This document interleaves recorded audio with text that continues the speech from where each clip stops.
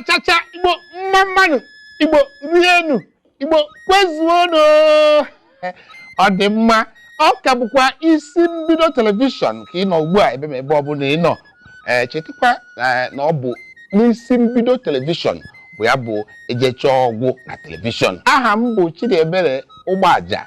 Ihe unu ji ahụ m ugbu a bụ ka anyị chetara unu omenala Igbo niile tara ọjị tọrọ atọ nakwa ka esi nnọọ ebi ndụ ndị Igbo.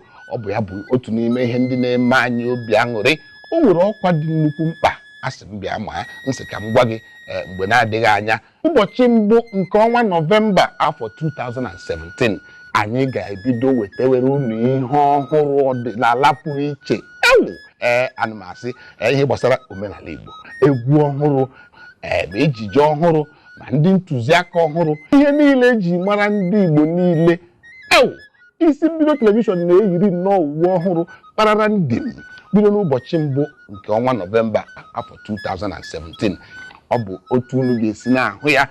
Mmekọta misie ihe ọbụla anyị ga-ebido wetara gị bido n'ụbọchị ahụ.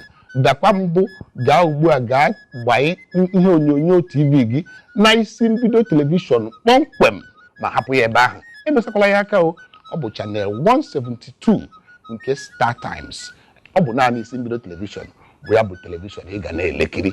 Isi mbido telivishọn bụ ya bụ ebe a nọ.